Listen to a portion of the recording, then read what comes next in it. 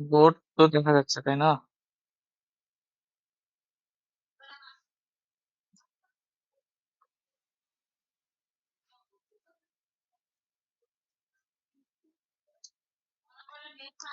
আচ্ছা, তো আমাদের নতুন চ্যাপ্টার শুরু করতেছি, পরমাণু মডেল ও নিউক্লিয়ার পদার্থবিজ্ঞান। সহজ একটা চ্যাপ্টার, সেকেন্ড পেপারের মধ্যে সহজ চ্যাপ্টার গুলোর মধ্যে এটা একটা।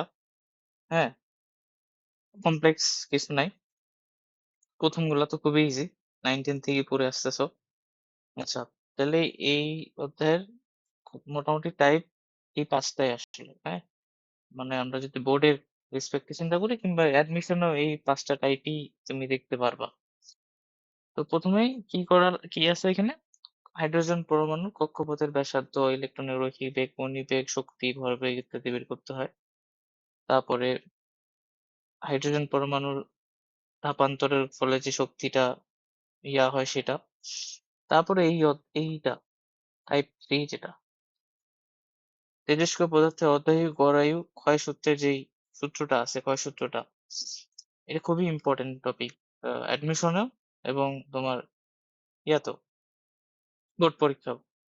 তারপরে এইটা টপিক আছে ভর ত্রুটি এবং নিউক্লিয়ার ফিশন আর ফিশন। এটা তুমি দেখতেই পাচ্তেছো যে তোমার সবচেয়ে বেশি প্রশ্ন কোথা থেকে আসতেছে, গতে ঘতে টোটাল 40টা প্রশ্ন আসছে এই টপিক থেকে। হ্যাঁ, এত বড় বেশ ইম্পর্টেন্ট একটা তোমার হচ্ছে এই টপিকটা, মানে এই অধ্যায় থেকে কোনো কিছু না পড়লে অ্যাটলিস্ট এটা পড়ে যাইতেই হবে তোমার, তাই না? তো আমরা এটা পড়বো, সমস্যা নাই। আচ্ছা, তাহলে আমরা আজকে এইটা আর এই টপিক দুইটা হয়তো কভার করতে পারবো। হ্যাঁ, তো আমরা শুরু করি। তো এই অধ্যায়ের শুরুতে তোমাকে যেটা পড়ানো হবে সেটা হচ্ছে পরমাণু মডেল।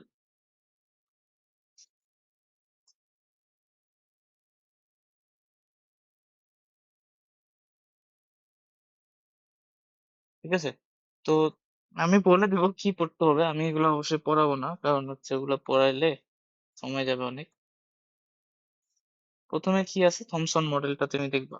থমসন মডেল বা ওটাকে কি বলা হয়, প্লাম পুডিং মডেলও বলা হয়, কিসমিস পুডিং মডেল, তাই না?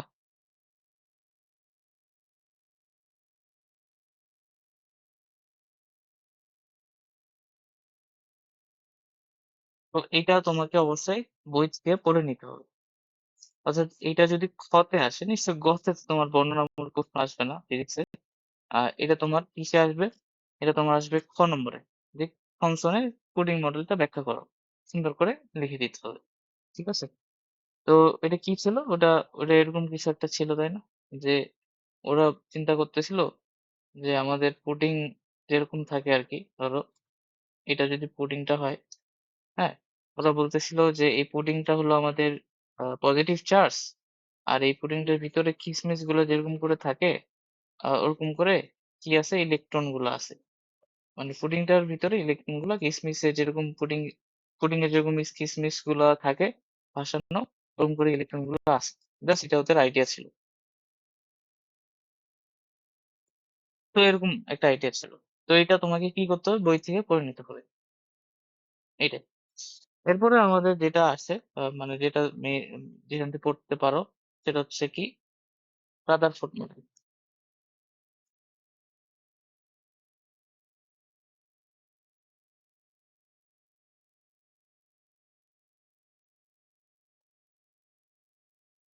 রাদারফোর্ড মডেলে কি বলতেছে, রাদারফোর্ড একটা কি করছিল, এক্সপেরিমেন্ট করছিল, তাই না? একটা এক্সপেরিমেন্ট করছিল এবং এক্সপেরিমেন্ট থেকে ও কতগুলা তথ্য দিছে, পরমাণু সম্বন্ধে কতগুলা তথ্য দিছে। তার মধ্যে একটা তথ্য হলো পরমাণুর ভিতরে নিউক্লিয়াস আছে, বা পরমাণুর ভিতরে যে আমাদের চার্জ গুলা নিউক্লিয়াস আছে, সেখানে বেশিরভাগ যে চার্জ গুলো সেগুলো কি আছে, পজিটিভ চার্জ বা প্রোটন গুলা পরমাণুর নিউক্লিয়াসে থাকে। এটা ও বলছিল, প্রথম সেই এটা বলছিল। তো তোমাকে কি করতে হবে, বইটা বের করে পরমাণু রাদারফোর্ডের পরমাণু মডেলটা পড়ে ফেলতে হবে, কি কি বলছে পয়েন্ট আকারে। সেটা তুমি কেমিস্ট্রিতে পড়ছো কিংবা এখানে ফিজিক্সও এই চ্যাপ্টারে পড়তে পারবা, জাস্ট রিডিং পড়বা আর কি। মানে ওর ইয়াগুলা কি কি ছিল, মডেলটার কি কি পয়েন্ট গুলা ছিল, ওগুলো পড়বা। আর আরেকটা পড়বা রাদারফোর্ড পরমাণু মডেলের সীমাবদ্ধতাগুলো কি, এগুলো তোমার খতে লাগে আর এমসিকিউ তে লাগে। ঠিক আছে? তো আমরা জাস্ট একটু ইয়াটা দেখবো, মানে ও এক্সপেরিমেন্ট যেটা করছিল সেটা দেখবো, কারণ যেহেতু এইখান থেকে ম্যাথ টাইপের কিছু আসতে পারে, ওই জন্য ওইটা দেখবো।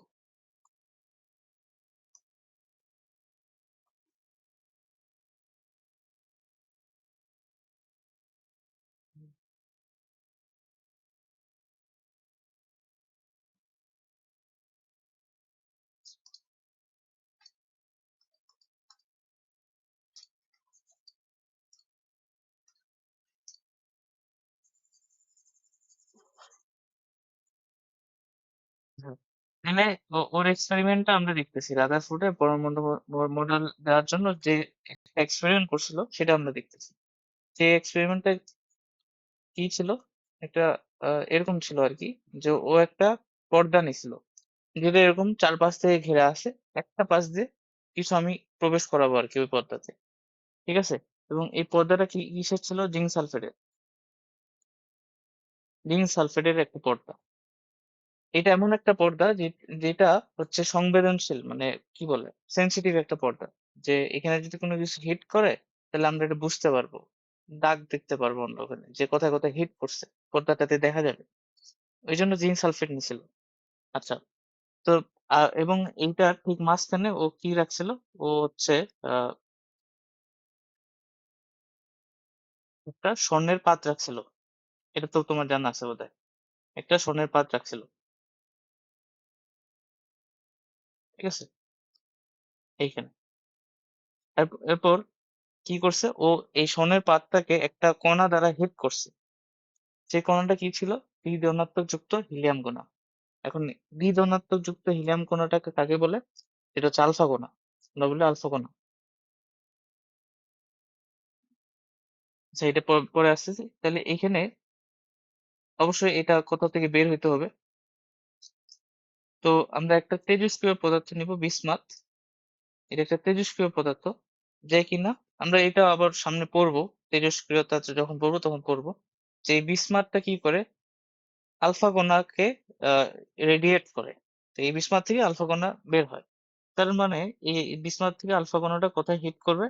হিট করবে তোমার হচ্ছে এই যে ইয়াটাকে, এই স্বর্ণের পাতটাকে হিট করবে, এটাকে হিট করবে, ঠিক আছে? মানে আলফা কণাগুলো হিট করবে।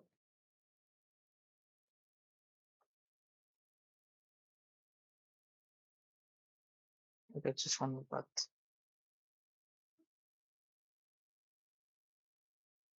হিট করবে। আচ্ছা, তাহলে এখন আলফা কণার পরিচয় বলো। তো আলফা কণা কি?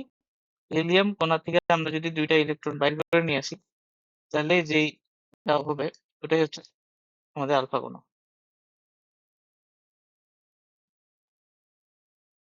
হিলিয়ামের পারমাণবিক সংখ্যা 2, হিলিয়ামের ভর 4। এখানেও সেম জিনিস হবে। তাহলে আমরা আলফা কণার ভর হচ্ছে কিন্তু পারমাণবিক সংখ্যা আলফা কণার ভিতরে তাহলে কি কি আছে? এই আলফা কণার ভিতরে আমরা দেখতেছি কি কি আছে আলফা কণার ভিতরে।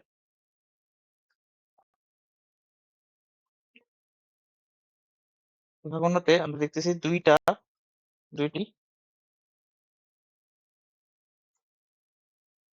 প্রোটন আছে, আর আহ দুইটি নিউট্রন আছে। ফলে এর ভর কত হয়? 4, তাই না? ভর হচ্ছে 4, পারমাণবিক ভর যদি আমরা চিন্তা করি 4। আচ্ছা, আর এর যদি চার্জ আমরা বলি, এর চার্জটা কি কি হবে? এই চার্জটা হবে, আমরা যদি এই চার্জ চিন্তা করি, আলফা কোণার চার্জ কত, মানে কিউ আলফা, এটা কত? এটা সিম্পলি হবে 2 ইন্টু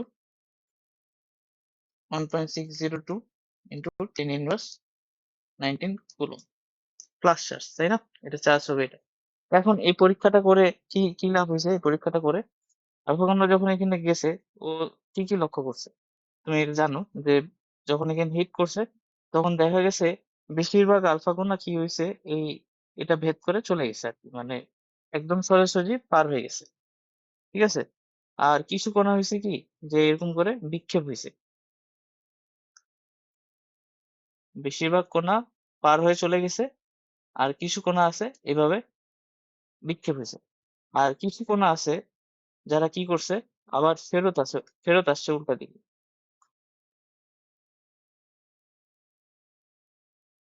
এই যে উল্টা দিকে ফেরত আসছে। তাহলে তিন টাইপের জিনিস আমরা দেখলাম। একটা একটা কি যে আহ চলে গেছে, হ্যাঁ, ভেদ করে চলে গেছে, মানে কোনো বিক্ষেপ হয়নি।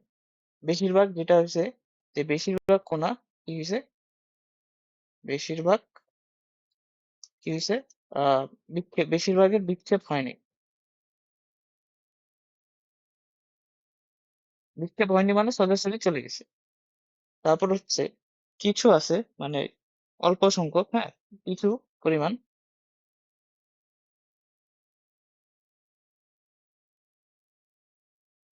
কি হয়েছে, বিক্ষেপ হয়েছে।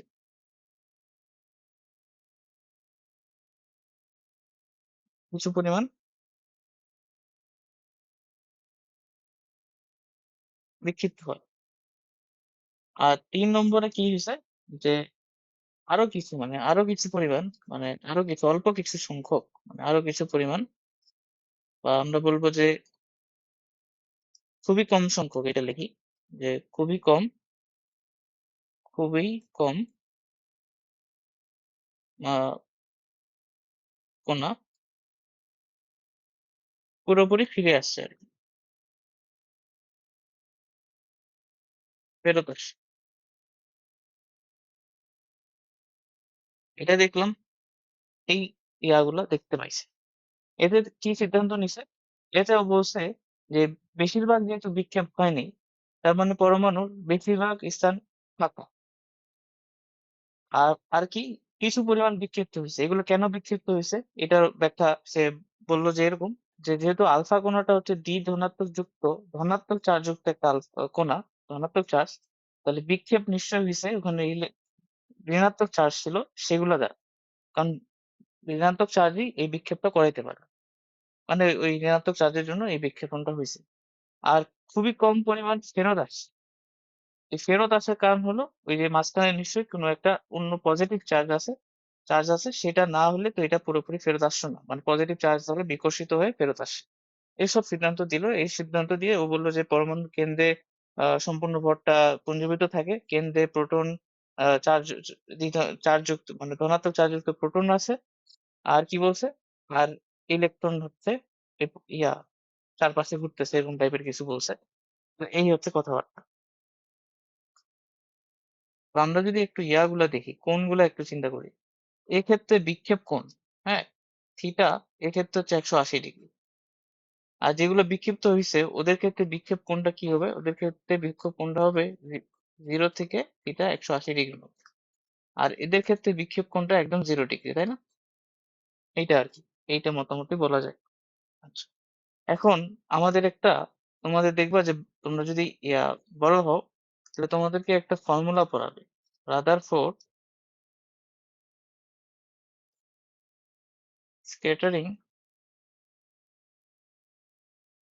অ্যাঙ্গেল, এন্ড এটা রিলেটেড একটা ফর্মুলা আছে, ঠিক আছে?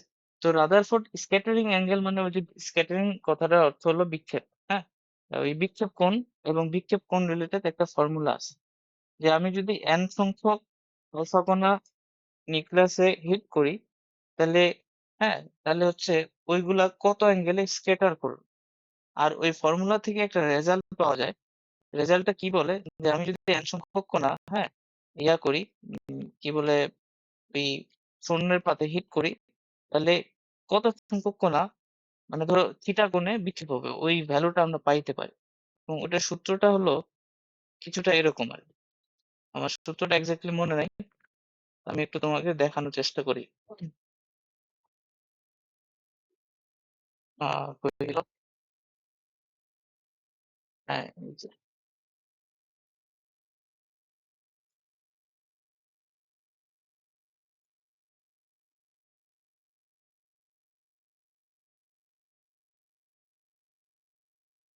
এরকম। এটা আচ্ছা, এখানে n হচ্ছে কতগুলো আলফা কণা তুমি হিট করছো, কতগুলো আলফা কণা সন্নিপাতে হিট করছে, ঠিক আছে, ইত্যাদি। তো এখন এত বড় সূত্র একটা আমাদেরকে প্রমাণ করতে হয়। এবং তুমি যখন বড় ক্লাসে উঠবা অনার্সে, ফিজিক্স যদি তোমার কোর্সে থাকে, তাহলে তোমাকে এইটা হয়তো পড়াবে, হ্যাঁ। তো আমরা তো এটা পড়বো না এখন, আমাদের এইটা লাগবে, যে n is inversely proportional to sin to the power 4 theta by 2। আচ্ছা, তাহলে এইটার সূত্রটা কি বলতেছে যে এটা হচ্ছে নাম্বার অফ আলফা কণা বা আলফা পার্টিকেল হিটিং দা ওই যে কি বলে গোল্ড। হ্যাঁ, আহ, আর এইটা যেটা এটা হচ্ছে বিক্ষেপণ কোণ বা স্ক্যাটারিং অ্যাঙ্গেল বলি আমরা, বিক্ষেপণ কোণ। ঠিক আছে, এই সূত্রটা হয়তো তুমি বোর্ডে পাবা না, অ্যাডমিশনে যদি আসে কোথাও, তাহলে তুমি এটা দিয়ে অঙ্ক করবা। এটা দিয়ে যেটা করবে যে তোমার হচ্ছে থিটা কোণে যদি আমি বিক্ষেপ কর মানে কতগুলো আলফা কোণে থিটা কোণে বিক্ষেপ হবে সেটার একটা আইডিয়া পাওয়া যায়। ঠিক আছে, ওকে, তো এইটুকুই মোটামুটি বলতে পারো। ঠিক আছে, তো আমরা একটা ম্যাথ করি এটা রিলেটেড। ম্যাথটা হচ্ছে আলফা কণা বিক্ষেপণ পরীক্ষায় সোনার পাত ব্যবহার করে প্রতি মিনিটে 60 ডিগ্রি কোণে বিক্ষিপ্ত কণার সংখ্যা পাওয়া গেলে 100। আলফা কণা বিক্ষেপণ পরীক্ষাটাতে সোনার পাত ব্যবহার করে দেখা গেল প্রতি মিনিটে 60 ডিগ্রি কোণে বিক্ষেপণ কণার সংখ্যা পাওয়া গেছে 100। প্রতি মিনিটে 90 ডিগ্রি কোণে বিক্ষিপ্ত কণার সংখ্যা কত হবে? তাহলে আমরা সূত্রটা ওই যে এটা সূত্র ইউজ করবো, যে আমরা কি জানি, আমরা জানি হচ্ছে n is proportional to 1 by sin to the power 4 theta by 2। মানে n এর সাথে থিটা সম্পর্ক এরকম করে আছে, তার মানে আমরা বলতে পারি n1 by m2 is equal to sin to the power 4 theta 1 by 2 sin to the power 4 theta 2 theta 2 by 2। ঠিক আছে, এটা কিন্তু থিটা 1 by 2। হ্যাঁ, আচ্ছা, তাহলে আমাদেরকে কি দেওয়া আছে, আমাদেরকে n1 দেওয়া আছে, n1 এর ভ্যালু হচ্ছে 100। আমাদেরকে থিটা 1 দেওয়া আছে, দ্যাট ইজ হচ্ছে 60 ডিগ্রি। আর এবং আমাদেরকে থিটা 2 ও দেওয়া আছে, সেটা হচ্ছে 90 ডিগ্রি। আমাদেরকে বের করতে হবে n2 কত, n2 কত। তো আমরা ওই সূত্রটা থেকে n2 বের করতে পারবো না, এতটুকু কাজ তো করতে পারবো নাকি, পারবা না?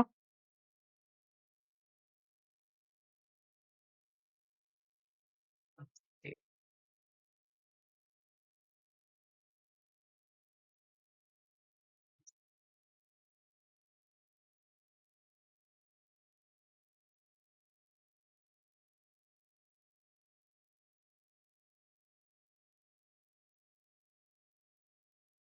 এরপরে কি আসছে, ও হ্যাঁ, এরপরে আমাদের যেটা টপিক পড়া লাগবে সেটা হচ্ছে এই টপিকটা। আহ আমরা যদি একটা এই এটা গ্রাফ আঁকাই, n এর সাথে 1 by sine two the 4 theta by 2 এর একটা গ্রাফ আঁকি, দেখতে কিরকম হবে?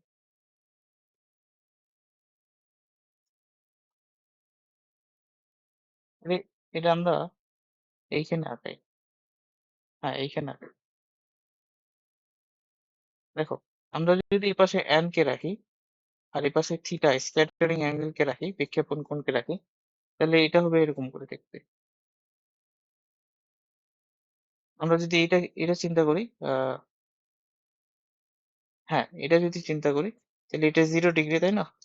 তারপর এটা ধরো এটা সামথিং 60 ডিগ্রি, আর এইটা ধরো 180 ডিগ্রি, তারপর এটা ধরো 90 ডিগ্রি ধরলাম। এটা কি বোঝাচ্ছে, যে যতই তোমার কোণ বাড়াচ্ছ এই যে n এর সংখ্যাটা কমতেছে, কমতেছে না? কারণ স্বাভাবিকভাবে আমরা দেখছি খুব অল্প সংখ্যক কণা, উভা কণা ফেরত আসে, পুরোপুরি ফেরত আসবে, খুবই অল্প হবে সেই সংখ্যাটা। তো সেই সংখ্যাটা এতটুকু ধরো, বাট 0 ডিগ্রি কোণের ক্ষেত্রে এটা অনেক বেশি হবে, তো সেই সংখ্যাটা হচ্ছে এইটা ধরো, তাই না? তো এটা হচ্ছে গ্রাফটা আর কি, স্ক্যাটারিং অ্যাঙ্গেল ভার্সেস এন এর যদি গ্রাফ বলি আমরা, দেখতে এরকম হবে। এরপরে আমাদেরকে যে টপিকটা পড়া যায় সেটা হচ্ছে এরকম করে, মানে এটা টপিক না, এটা হচ্ছে ধরো একটা অঙ্কের মতোই। ধরো অঙ্কটা প্রিমাইসটা হচ্ছে এরকম, যে এইখানে ধরো আমাদের ওই ইয়াটা আছে, মানে ওইটার সাথে রিলেটেড যেটা আমরা পড়লাম। এখানে ধরো আমাদের ওই নিউক্লিয়াসটা আছে, এটা হচ্ছে নিউক্লিয়াস,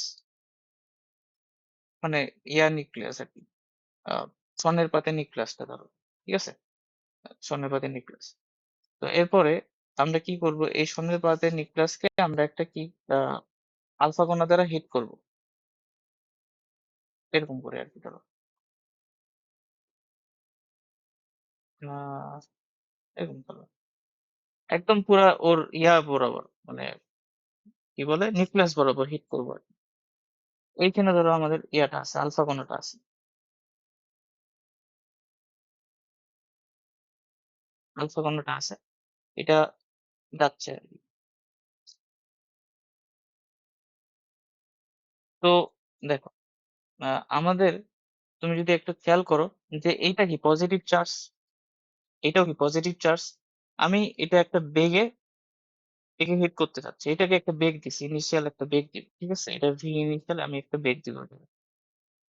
তো ভি ইনিশিয়াল যদি দিই, তোমার কি মনে হয় এটা এর সাথে যা এইভাবে কোলাইড করবে? করবে না তো, কেন? কারণ আলটিমেটলি তো এটা বিকশন করবে, একটা সময় তো আসবে যে এ এখানে এখানে আসতেছে। ধরো আমি যদি এইভাবে দেখাই যে এ হলো কি এখানে আসতেছে আসতেছে, এক সময় এখানে এতটুকু আসতে পারবে, এরপর আর আসতে পারবে না, বিকশন করবে, বুঝছো? ধরো এখানে আসে ব্রেক দিয়ে দিল, মানে এরপরে আর এখানে আসতে পারবে না, বুঝতেছো? তাহলে এই যে ডিস্টেন্সটা, এটাকে যদি আর নট বলি, তো এইটা হচ্ছে সর্বনিম্ন দূরত্ব, নিউক্লিয়াস হতে আলফা কণার সর্বনিম্ন দূরত্ব, যতদূর সে যেতে পারবে। আমি কথাটা কি বুঝাতে পারছি? তুমি এটাকে যদি একটা ইনিশিয়াল ভিআই বেগে দাও, এটা ওটার দিকে ধাবিত হবে, কারণ ওর মধ্যে একটা বেগ আছে। কিন্তু ও একই সাথে যেহেতু দুইটা পজিটিভ চার্জ, বিকর্ষণ তো হবে। এই বিকর্ষণের কারণে কি হবে? বেগটা কমে যাবে, মানে সিম্পল হিসাব আর কি। বেগটা এর বিপরীতে তো একটা ফোর্স কাজ করতেছে, এবং সেটা কি করবে, ওই বেগটাকে কমাবে আর কি, বা মন্দন কাজ করবে আর কি, বুঝছো? মানে তুমি এখানে ব্রেক দিয়ে এখানে একটা ব্রেক দিছো, এই ব্রেকটা আস্তে আস্তে কমতেছে, সেই ব্রেকটা কি, সেই ব্রেকটা হলো এই দুইজনকার মধ্যবর্তী বিকর্ষণ বলটা। তাহলে এইখানে আসে, এই পয়েন্টে আসে ভিএফ ফাইনাল যদি ধরি, এটা জিরো হয়ে যাবে। আমার কথা কি বুঝছো?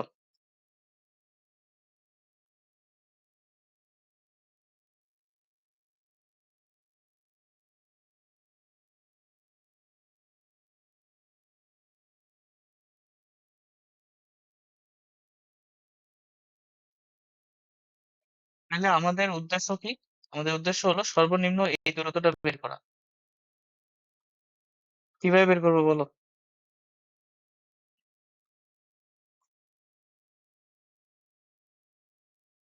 কিভাবে বের করবো? ধরো এইটার চার্জ হচ্ছে কিউ, নিউক্লিয়াসটার চার্জ হচ্ছে কিউ, তোমাকে কিউ দিয়ে দিব, নিউক্লিয়াসের চার্জ হচ্ছে কিউ, তোমাকে আলফা কণাটা বলবো যে হিট করছি, এবং তোমাকে বলে দিব ভিআই বেগে এটাকে হিট করা হয়েছে, মানে এটাকে ছাড়া হয়েছে নিউক্লিয়াসের দিকে, নিউক্লিয়াস বরাবর। তাহলে তোমাকে বলছি যে আর নটটা কত হবে, বা সর্বনিম্ন দূরত্বটা কত হবে, যে সর্বোচ্চ কত কাছে যাইতে পারবে, মানে কোথায় যায় ভিএফটা জিরো হয়ে যাবে, নিউক্লিয়াস হতে কত দূরত্বে যায়। হ্যাঁ, আর আরেকটা জিনিস বললাম যে সেটা কি, যে এইটাকে কোথা থেকে ছাড়া হয়েছে, অসীম থেকে ছাড়া হয়েছে, বুঝছো? মানে অসীম দূরত্বে, অসীম দূরত্বে, মানে যেখানে ধর এটা তো একটা ইয়ে আছে, মানে কি বলে, ইলেকট্রিক ফিল্ড আছে, তাই না? তো ইলেকট্রিক ফিল্ডের বাইরে গেলে তো সেটা অসীম দূরত্ব। তো আমরা ধরো ইলেকট্রিক ফিল্ডের বাইরে থেকে ওটাকে ছাড়ছিলাম, তো এখন তোমাকে এই বলা হলো, তুমি এখন কিভাবে করবে, আর নোটটা কিভাবে বের করবে?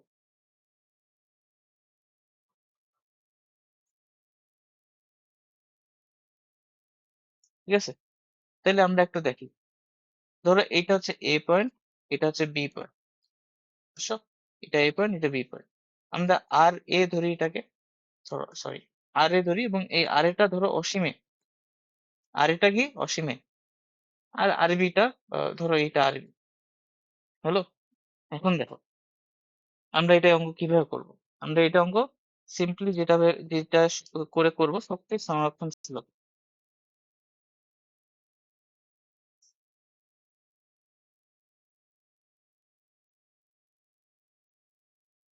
শক্তি সংরক্ষণশীলতা এই সূত্র দিয়ে সুন্দর মতো এই অঙ্কটা করা যাবে। আমরা এই পয়েন্টে শক্তি বের করব, আমরা এই পয়েন্টে শক্তি বের করব, টোটাল শক্তি বের করব। নিশ্চয়ই এক দুটো সমান হবে শক্তি সংরক্ষণশীলতা সূত্র অনুযায়ী। এই পয়েন্টে যা শক্তি পাবো টোটাল শক্তি, এই পয়েন্টের শক্তি একই আসবে।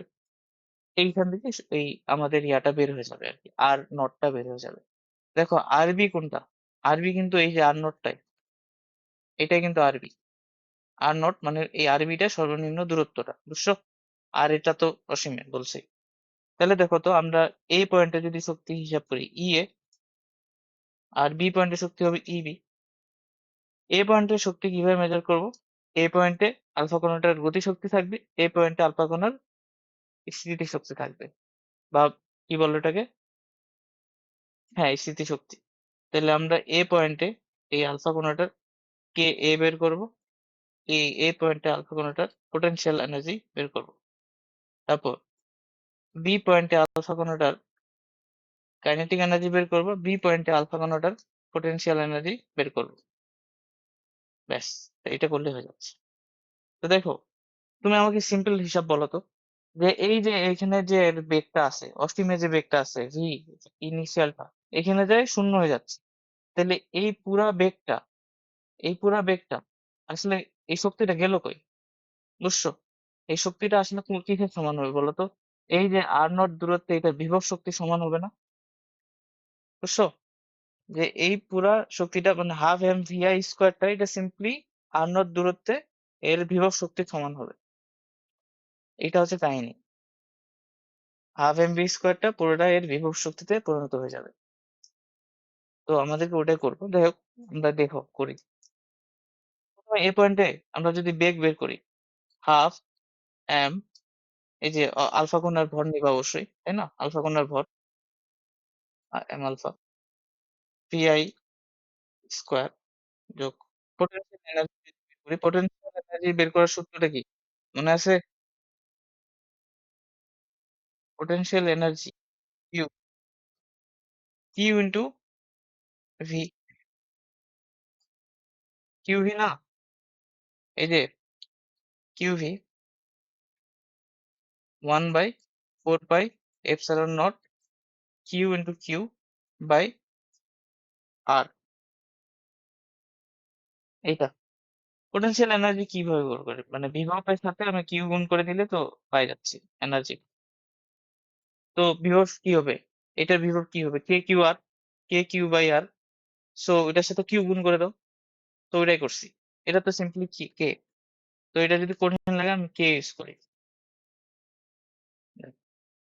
এটা কিউ, বিভব মানে কি K Q by R. Simply আমরা কি করে দিতে পারি, কে কিউ কিউ বাই আর। তো এটা লেখো কে কিউ, হ্যাঁ এটা কিউ হচ্ছে আলফা, এটা বড় হাতের কিউ। আর আরটা কি হবে? আরটা হচ্ছে আর এ পয়েন্টে। তারপর এখানে কি, এখানে half M V, M V final square যোগ কে কিউ আলফা বড় হাতের কিউ, এখানে আর ডি। তো সিম্পলি এই দুইটা জিনিস জিরো হয়ে যাচ্ছে। কি জিরো হয়ে যাচ্ছে? এটা জিরো হয়ে যাচ্ছে কেন? কারণ এইটা হচ্ছে কি অসীম। আর এখানে এটা জিরো হয়ে যাচ্ছে কেন? কারণ এটা হচ্ছে জিরো। তো আমাদের কি থাকতেছে পরে? আমাদের পরে থাকতেছে হাফ এম আলফা, মানে আলফা কণার ভর V initial square is equal to K Q alpha বড় হাতের কিউ বাই আর বি। এই আর বিটাই কি, এখান থেকে আর বিটা বের করতে পারবো না? হ্যাঁ, আর বিটা বের করতে পারবো। এটাই হচ্ছে শর্টেস্ট ডিস্টেন্স। বুঝতে পারছো? তার মানে দেখো, ওই যে দেখো এনার্জিটা, এনার্জিটা আসলে কার সমান? ওই সর্বনিম্ন দূরত্বে বিভবটার সমান। এই কথাটা যদি তোমার মাথায় থাকে তাহলে হয়ে গেল। যে যে এনার্জি যে গতিশক্তি নিয়ে আসতেছে সেই গতিশক্তিটা হবে সর্বনিম্ন দূরত্বে বিভব শক্তির সমান, হ্যাঁ, বা পোটেনশিয়াল এনার্জি সমান। তাইলে হয়ে গেল। সর্বনিম্ন দূরত্ব পোটেনশিয়াল এনার্জি কি? K Q alpha Q by R nought. আর গতিশক্তিটা কি হবে? Half M V V square. শেষ।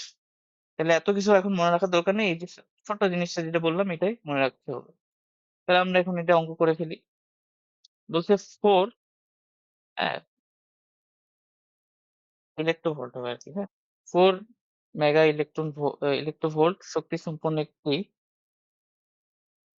আহ আলফা কণা সোনার পাত, যার জেড হচ্ছে 79, মানে পারমাণবিক সংখ্যা হচ্ছে জেড 79 দ্বারা বিক্ষেপিত হয়। কণাটি পরমাণুর সর্বনিম্ন কত দূরত্বের মধ্যে আসতে পারবে? এটা প্রথম প্রশ্ন। সর্বনিম্ন কত আয়তনের মধ্যে আসতে পারবে? এটা দ্বিতীয় প্রশ্ন। তাহলে আমরা যেটা বললাম সেটাই না, যে একটা আলফা কণা আছে যেটা শক্তিটা দিয়ে দিছে, কত শক্তি? এত শক্তি, মানে ওর এই শক্তিটা বলে দিছে এত শক্তি, এত মেগা ইলেকট্রন ভোল্ট। ওকে, এই শক্তি দিয়ে ওকে কাকে হিট করবে? একটা নিউক্লিয়াসকে হিট করবে। যেটা জেড বলে দিছে 79। আমাদেরকে কি বের করতে হবে? শর্টেস্ট ডিস্টেন্স, এই আর নটটা, মানে কত দূরত্বে আসতে পারে এটা বলছে। তাহলে শর্টেস্ট ডিস্টেন্সটা কি হবে? সিম্পলি সূত্র লাগাও, হাফ, মানে ওই যে এখানে তো কি হবে, মানে যে শক্তি নিয়ে ও হিট করবে, আমরা ওটা অ্যাজ এ গতি শক্তি বললাম, তাহলে এখানে অ্যাজ এ কি দিছে? 4 মেগা ইলেকট্রন ভোল্ট। তাহলে আমরা যে সিম্পলি এটা লাগাবো ইভি, ইভি না, সরি সরি, ইভি তো না, কিউভি, দাঁড়াও, কিউভি, হ্যাঁ QV, mega volt, mega volt, QV into, QV into, QV into হচ্ছে কি, কিউভি ইন্টু হলো তোমার হচ্ছে এই ইয়াটার সমান, এই আর নট দূরত্বে বিভব শক্তি সমান, তাহলে কে কিউ আলফা জেড, এই যে এটা মানে বড় হাতের কিউ, বড় হাতের কিউ দাও, বাই আর স্কোয়ার, এটা বের করতে পারতা। তো দেখো কিউ এর ভ্যালু কত বসাবা? কিউ এর ভ্যালু বসাবা হচ্ছে, তুমি দেখো কিউ আলফা হবে এটা, তাই না? তোমার এটা হচ্ছে 4 মেগা ভোল্ট আছে, তাহলে এটাকে যদি তুমি শক্তিতে নিতে চাও, তাহলে এটা কি হবে? সিম্পলি কিউভি করতে হবে। তাহলে কিউ আলফা হচ্ছে কত? 2 × 1.602 ইন্টু 10⁻⁻19 কুলম। আর ভোল্ট কত দেওয়া আছে? 4 মেগা ভোল্ট দেওয়া আছে, তাহলে 4 × 10⁶ এটা হলো। আর কে এর ভ্যালু 9 × 10⁹, কিউ আলফা আবার ওই যে 2 × 1.602, এটা না লিখলে হয়তো কাটাকাটি যায়, ইন্টু এই কিউটা কি হবে? সিম্পলি জেড ইন্টু ই, মানে এই কিউটা, সরি, জেড ইন্টু ই, জেড ই, জেড মানে হচ্ছে কতগুলো প্রোটন আছে? 79, প্রত্যেকটা প্রোটনের চার্জ কত? ইলেকট্রনের চার্জের সমান, এই জন্য কিউকে আমরা জেড ই বলি। তাহলে জেড হচ্ছে 79, ইলেকট্রনের চার্জ 1.6 বা প্রোটনের চার্জ সেমই তো, ডিভাইডেড বাই আর স্কোয়ার। এখান থেকে কি আরটা বের করতে পারা যাবে না?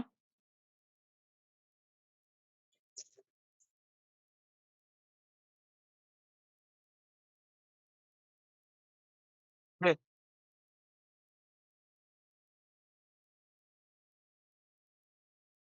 অঙ্ক কি বুঝছো? অঙ্ক কি বুঝছো?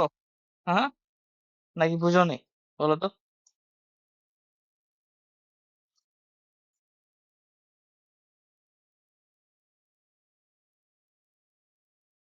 ঠিক আছে?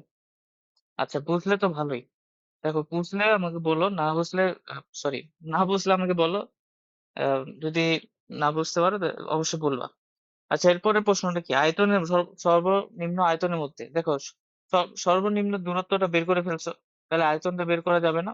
আয়তন বলতে কি, যে ওই যে নিউক্লিয়াসটা ও চারপাশে যে একটা ইলেকট্রিক ফিল্ড তৈরি করে রাখছে, সেটা কত আয়তনের মধ্যে আছে, মানে সর্বোচ্চ কত আয়তনের মধ্যে আসতে পারবে।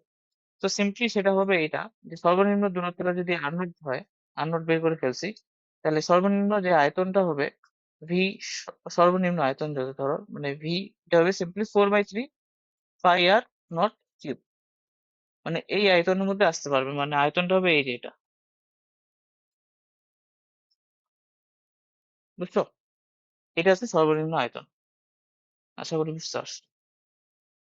তাহলে এটা তুমি এস ডাব্লিউ তুমি করবা। বলছে যে 5 মেগা ভোল্ট শক্তি সম্পন্ন একটি প্রোটন নিউক্লিয়াসের দিকে অগ্রসর হলে নিকটবর্তী অবস্থায় দূরত্ব কত, মানে আর নট কত? এবার কিন্তু আলফা কণা হিট করিনি, এবার একটা প্রোটন হিট করছি। সো প্রোটনের ভর এবার ইউজ করতে হবে, তোমাকে এম পি ইউজ করতে হবে, এবং প্রোটনের চার্জ তোমাকে ইউজ করতে হবে কিউ পি ইউজ করতে হবে। প্রোটনের চার্জ হচ্ছে ইলেকট্রনের চার্জের সমান, আর প্রোটনের ভর তো তোমার জানা আছে 1.6 ইন্টু 10⁻⁻, কত রে, 28 কেজি না? এটাই তো কি? যাই হোক, এখানে ভর তো আসতেছে না, ভর কি আসতেছে আদৌ? ভর লাগবে না আদৌ, তোমার জাস্ট প্রোটনের চার্জটাই লাগবে, ভরটা লাগবেও না। চার্জটা খালি এখানে তুমি ইউজ করবা, কিউ আলফার জায়গায় এখানে কিউ পি ইউজ করবা, এটুকুই। আচ্ছা, হ্যাঁ, মোটামুটি হয়ে গেল। এই হচ্ছে আমাদের কি নিয়ে পড়াশোনা, এই হচ্ছে আমাদের রাদারফোর্ড মডেল নিয়ে পড়াশোনা। তাহলে তুমি তোমার কাছ থেকে কি থাকবে? রাদারফোর্ড পরমাণু মডেলের মডেলটা পড়া এবং ওটার সীমাবদ্ধতা পড়া, ওগুলা যাতে খ নম্বরে আসলে লিখতে পারো। এরপর আমরা চলো বোর মডেলটা পড়ি।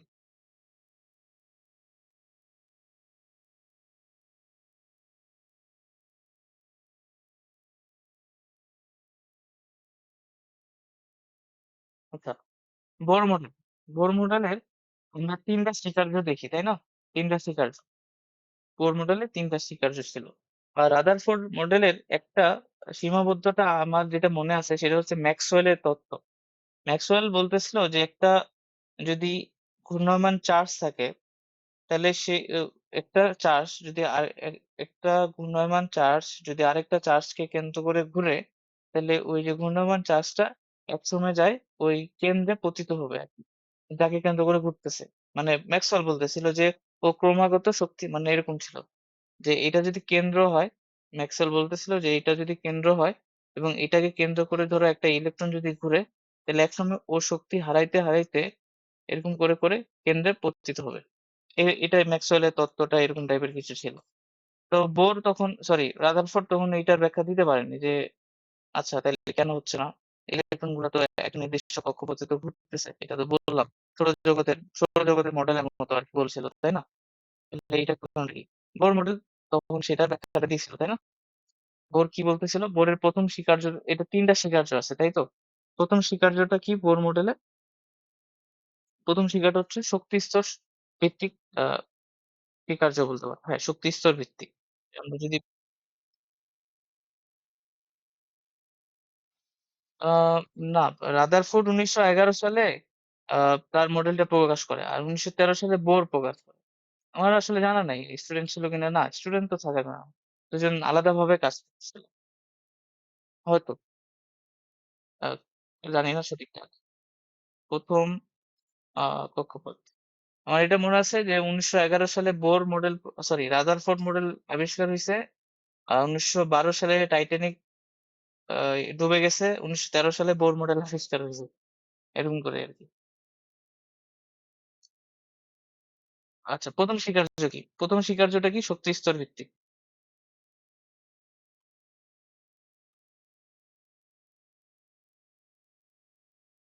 আমি মুখে বলে দিচ্ছি, তুমি সুন্দর করে বইয়ে পড়বা অবশ্যই। আমি যেগুলো বলতেছি ওগুলো যদি লিখতে পারো তাও হবে। শক্তি স্তর ভিত্তিক, যে বোর মডেল বললো যে ইলেকট্রন গুলো যাচ্ছে তাই মতো ওই ইয়ার মতো, কি বলে, সৌরজগতের মতো যে কোনো কক্ষপথে ঘুরে না, ওরা কয়েকটা নির্দিষ্ট কক্ষপথে ঘুরে। এবং ইলেকট্রন গুলো যখন কোনো একটা নির্দিষ্ট কক্ষপথে থাকে তখন সে শক্তি শোষণও করে না, শক্তি বিকিরণও করে না। ও একটা ফিক্সড একটা শক্তি স্তরে গিয়ে ওটা কি করে, পরিবহন করে, ঠিক আছে? বা আমরা কি বলতে পারি, আমরা যদি এইভাবে একটু জিনিসটা দেখি, তাইলে দেখো কিরকম হয়। ধরো ও বললো যে এরকম আমাদের যে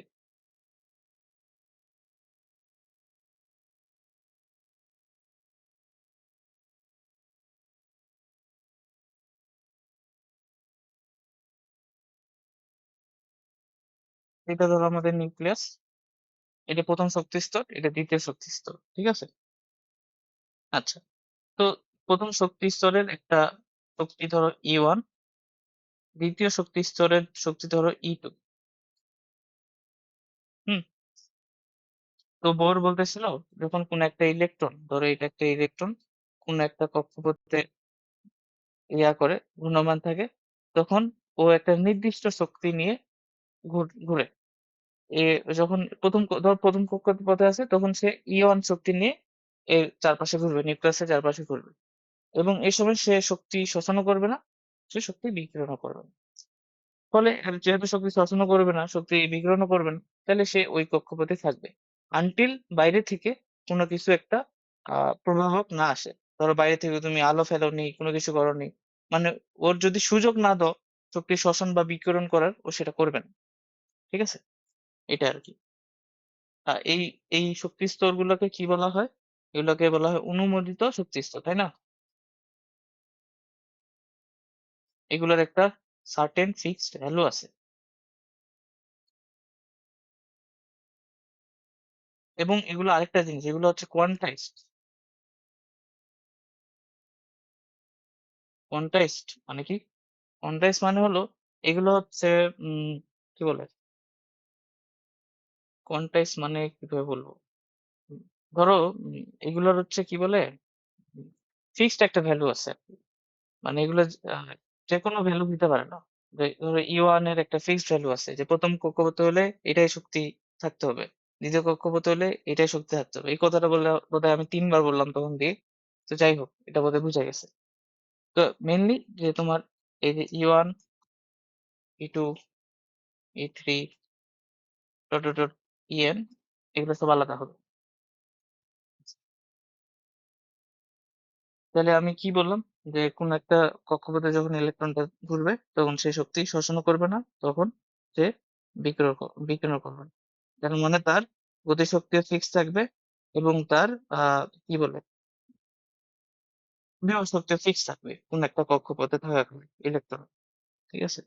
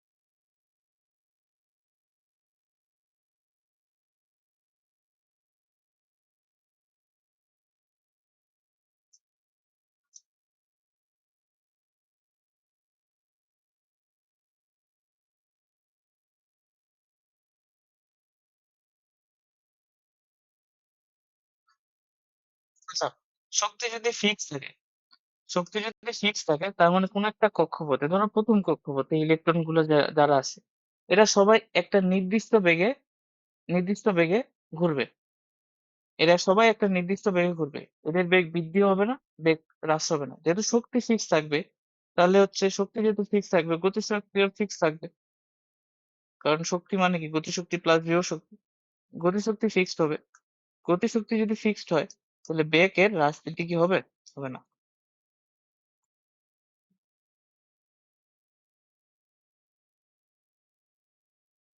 হবে না? এটা ফিক্স থাকবে। মানে কি বোঝাচ্ছে? মানে আমি যদি এখানে ২ টা ইলেকট্রন চিন্তা করি, একটা ইলেকট্রন এভাবে আছে, ধরো একটা ইলেকট্রন আ এইভাবে ঘুরতেছে। এগুলা হচ্ছে অন্য কালি দিয়ে বোঝাই। আরেকটা ইলেকট্রন এদিকে যাচ্ছে। আর আরেকটা ইলেকট্রন ধরো আমরা অন্য একটা কক্ষপথ নিয়ে এইখানে যাচ্ছে। ঠিক আছে? তো এটা E1 ইলেকট্রন, এটা E2 ইলেকট্রন, আর এটা হচ্ছে E3 ইলেকট্রন। E1 আর E2 ইলেকট্রনের বেগ সেম থাকবে V1। এরা দুইজনেই যেহেতু প্রথম কক্ষপথে আছে, তাহলে ওরা একই বেগে ঘুরবে। ঠিক আছে? বাট E3 টা যেহেতু ও আলাদা শক্তি স্তরে আছে, ফলে ও আলাদা বেগে ঘুরবে, V2 বেগে ঘুরবে। অর্থাৎ দ্বিতীয় শক্তি স্তরে ঘূর্ণায়মান সকল ইলেকট্রন গুলোর বেগ একই হবে। কারণ দ্বিতীয় শক্তি স্তরে সবাইকে একই শক্তির লেভেলে থাকতে হবে। তৃতীয় শক্তি স্তরে সবাই একই বেগে ঘুরবে। বাট প্রথম এবং দ্বিতীয় শক্তি স্তরে ইলেকট্রন গুলো আলাদা আলাদা বেগে ঘুরবে। ঠিক আছে? এটা আর কি, কথাটা যদি বুঝে ফেলো তাহলে এটাই আর কি হয়ে গেল। আচ্ছা, শক্তি স্তর আর কক্ষপথ দুইটা কিন্তু আলাদা জিনিস। কক্ষপথ হচ্ছে এই যে ওর ইয়াটা পাথটা যেখানে ও ঘুরবে আর কি ইলেকট্রনটা। বাট শক্তি স্তর হচ্ছে ওই পাথে ঘোরার জন্য ইলেকট্রনটার যে শক্তি থাকা লাগবে সেটা, তাই না? যে ধরো কোন একটা ইলেকট্রনের শক্তি স্তর হলো, আমরা যখন বলি কোন একটা ইলেকট্রন প্রথম কক্ষপথে ঘুরতেছে, তাহলে প্রথম কক্ষপথের সাথে রিলেটেড একটা শক্তি স্তর আছে। যখন বলবো দ্বিতীয় কক্ষপথে ঘুরতেছে, তখন দ্বিতীয় কক্ষপথের সাথে রিলেটেড একটা শক্তি স্তর আছে। ঠিক আছে? এবং এই শক্তি স্তরগুলো দেখতে কিন্তু এরকম, বুঝছো? আমরা আমরা এটা ১০ নম্বর চ্যাপ্টারে যাই আবার ভালো করে পড়বো। তাহলে আমরা যদি এখানে শক্তি স্তরগুলোর একটা গ্রাফ আঁকাই, হ্যাঁ? এই যে এটা যদি এনার্জি লেভেল ধরি,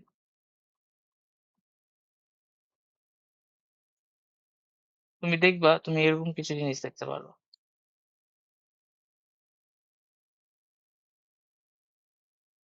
তো ২ টাই দিলাম।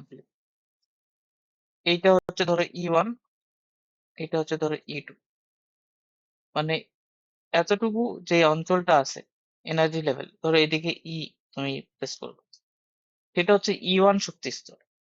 এতটুকু যে এনার্জি লেভেলটা আছে সেটা হচ্ছে E2 শক্তি স্তর। আর এদের মাঝে একটা গ্যাপ দেখছো, একটা গ্যাপ আছে ডেইলি। আচ্ছা, যে কোনো ইলেকট্রন যখন একটা কক্ষপথকে ঘুরবে, কক্ষপথকে কেন্দ্র করে ঘুরবে, ও ওকে এইদার E1 এইদার E2 এই দুটো লেভেলে থাকতে হবে। তো কোনোভাবে এই লেভেলে এই শক্তিটাকে নিতে পারবে না। অর্থাৎ ইলেকট্রনটাকে E1, হ্যাঁ, আর E2 ছাড়া অন্য কোনো অন্য কোনো লেভেলে, শক্তি লেভেলে, ইলেকট্রন গুলো থাকতে পারবে না। বুঝতে পারছো? এটা খুবই ইম্পর্টেন্ট। একটা নিউক্লিয়াসে যখন ইলেকট্রন গুলো ঘুরবে, ওরা ওই যে নির্দিষ্ট কতগুলো শক্তি স্তরে ঘুরতে পারবে, এর মাঝে কোনো এনার্জিতে তারা ঘুরতে পারবে না। বুঝতে পারছো? তো ধরো আমরা এটা যদিও সামনে একটু পরে পড়বো, ধরো একটা ইলেকট্রন কি করতে যাচ্ছে, ইলেকট্রন একটা ফোটন কণা এখানে এই ইলেকট্রনটাকে আঘাত করলো, বুঝছো? এখন এর ফলে এর একটা শক্তি অর্জন হবে। এখন এই শক্তিটা যদি E2 এর থেকে কম হয়, মানে E2টা এখানে কিন্তু E2 is greater than E1 হয়, এটাও বলতেছে, পরে পড়বো। যাই হোক, সেটা যদি কম হয় তাহলে কিন্তু এই ইলেকট্রনটা ওই ফোটন শক্তিটাকে নিবে না, বা যেটা করবে ইলেকট্রনটা এত দূরে যায় আবার এখানে ফেরত আসে। কিন্তু যদি এই শক্তিটা মানে এনাফ হয় যে ও E2 পরিমাণ শক্তি অর্জন করতে পারবে, তখন আবার সে E2 তে চলে যাবে। এভাবে জিনিসটা কাজ করে। এটা আমরা একটু পরে পড়বো যখন আমরা পরের ইয়াটা পড়বো। তাহলে এটা ছিল কি শক্তি স্তর ভিত্তিক স্বীকার্য। এরপরে আমরা কিসে যাব? এরপরে আমরা যাব হচ্ছে আহ কৌণিক ভরবেগ রিলেটেড স্বীকার্যটাতে।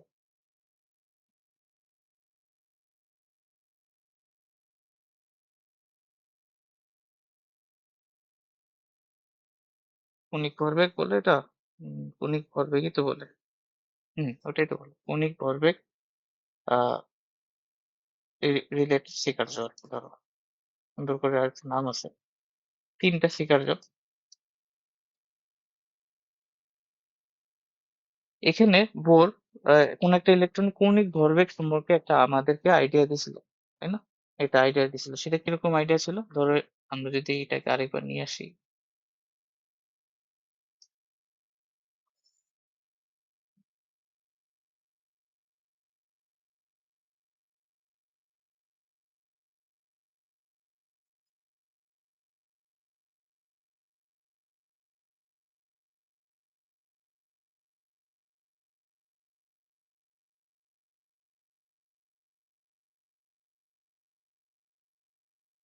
আচ্ছা, কৌণিক ভরবেগ বলতে কি বোঝাচ্ছে, যে ধরো এটা আমাদের নিউক্লিয়াস, এখানে আমাদের হচ্ছে একটা ইলেকট্রন থাকবে, ধরো এইটা হচ্ছে আমাদের ইলেকট্রন, এবং এই যে কক্ষপথটা আছে, এই কক্ষপথটার ব্যাসার্ধ হচ্ছে এইটা, কত, আর তাহলে ও বলতেছিল, এবং ইলেকট্রন ভর তো এমই, তাহলে ও কি বলতেছিল যে কৌণিক ভরবেগটা সিম্পলি এল হবে এমভিআর। এটা তো আমরা সূত্র জানি, এল হচ্ছে MVR equal to NH by 2 pi. কি বলতেছে, যে এই যে এলটা কৌণিক ভরবেগটা কি হবে, এন এর সমানুপাতিক, এন এর সমানুপাতিক, এন এর সমানুপাতিক, বা আমরা বলতে পারি এই যে কৌণিক ভরবেগটা h/2 এর n গুণ, h/2 পাই এর n গুণ, এলটা h/2 পাই এর n গুণ, এটাই বলতেছিল কৌণিক ভরবেগ রিলেটেড একটা সূত্র সে আমাদেরকে দিছিল, mvr ইকুয়াল টু nh/2 পাই। এখন এই সূত্রটা আমাদের শুরু হলো সূত্র mvr ইকুয়াল টু nh/2 পাই। এখন তো এই সূত্রটা অনেকগুলো ফরম্যাট আমরা তৈরি করে ফেলতে পারি। একটা ফরম্যাট তো এটাই, তোমাকে এটা এইভাবে মনে রাখতে হবে, মুখস্থ রাখতে হবে। তারপরে আরেকটা ফরম্যাট কি হতে পারে, দেখো আমরা কৌণিক ভরবেগকে কিন্তু এটাও দিয়েও প্রকাশ করতে পারি, আই ওমেগা nh/2 পাই, এটা একটা ফরম্যাট হতে পারে। আরেকটা ফরম্যাট কিরকম হতে পারে, এই যে উম, এটা একটা হলো, আর আরেকটা কি হতে পারে, ধরো তোমাকে বললো, আর কি হতে পারে, আহ কৌণিক ভরবেগকে আমরা যদি অন্যভাবে লিখতে চাই, ধরো এই যে এটা লিখতে পারো, আই মানে কি, এম আর স্কোয়ার, তাই না? তাহলে আমরা এটা লিখতে পারি এম ওমেগা আর স্কোয়ার হচ্ছে এন এস বাই 2 পাই। এটাও একটা ফরম্যাট হতে পারে।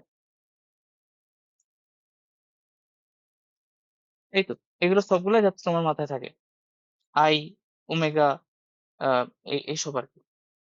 ঠিক আছে, এখানে এন এর ভ্যালু কি, এন এর ভ্যালু অবশ্যই তুমি জানো, 1 2 3 পূর্ণ সংখ্যা। ঠিক আছে, এবং এগুলা কি কোয়ান্টাইজড, আবার কোয়ান্টাইজড, এগুলো ভগ্নাংশ হইতে পারবে না, 1.5 1.2 এগুলো না, এগুলো হচ্ছে কোয়ান্টাইজ। আচ্ছা, এখান থেকে আরেকটা সূত্র আসে, সেটা কি, L1/L2 আমরা লিখতে পারি কি, L1/L2 আমরা লিখতে পারি N1/N2, লেখা যায় না? যেহেতু এলটা, এখান থেকে এলটা কি লিখতে পারি, সমানুপাতিক, এন এর সমানুপাতিক, তাহলে আমরা এই সূত্রটা লিখতে পারি। এই সূত্রটা আরেকটা ফরম্যাট হচ্ছে এরকম, যে N1/N2, L1 আর L2 এর ভ্যালু যদি বসাও তাহলে এমভিআর হয়, তাই না? তাহলে পার্টিকুলার কোন একটা, যদি তুমি ইলেকট্রন ধরো ইয়ার কথা চিন্তা করো, মানে কোন একটা পরমাণুর ক্ষেত্রে, সরি কি বলতেছি, হ্যাঁ ইলেকট্রনই তো, তো এখানে এমভিআর যদি বসাই দাও তাহলে এটা সিম্পলি V1R1/V2R2 আসে, তাই না? এটাও তুমি মনে রাখতে পারো, L1/L2 is equal to N1/N2 is equal to V1R1/V1R, এটা একটা। তাহলে এরকম আর কি, বুঝতে পারছো জিনিসটা?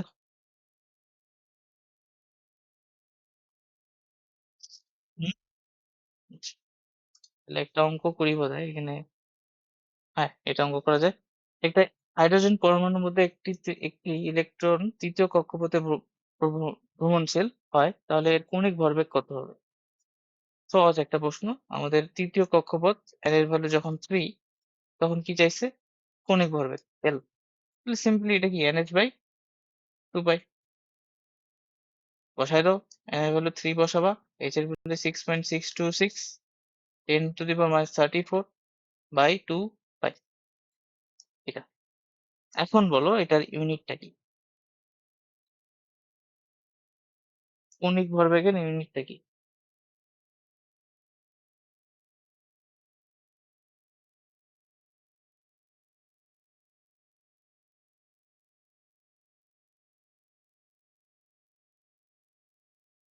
ইউনিট তো মুখস্থ করার জিনিস না, তাই না? ইউনিট কি কোনো মুখস্থ করতে হয়? মানে এরকম জিনিসগুলো ইউনিট মুখস্থ করতে হয় না। কি মুখস্থ করতে হয়? সূত্রটা, এমভিআর। এম এর ইউনিট কেজি, ভি এর ইউনিট মিটার পার সেকেন্ড, আর এটা হচ্ছে রেডিয়াস, মিটার। তাহলে এককটা কি আসতেছে, KG metre square per second, বুঝছো?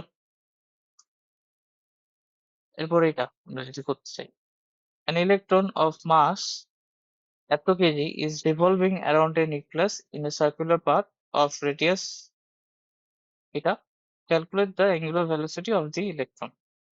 তো আমাদেরকে ক্যালকুলেট করতে হবে কি, radius, angular velocity, sorry, angular velocity of the electron. Angular velocity বুঝো তো, ওমেগা, এটা বের করতে হবে।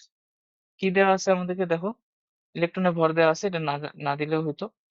আর কি দেওয়া আছে, ইলেকট্রনের রেডিয়াস, মানে যে কক্ষপথ সার্কুলার পাথটা ফলো করতেছে সেটা রেডিয়াস দেওয়া আছে।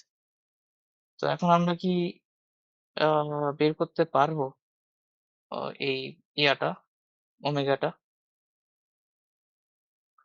উম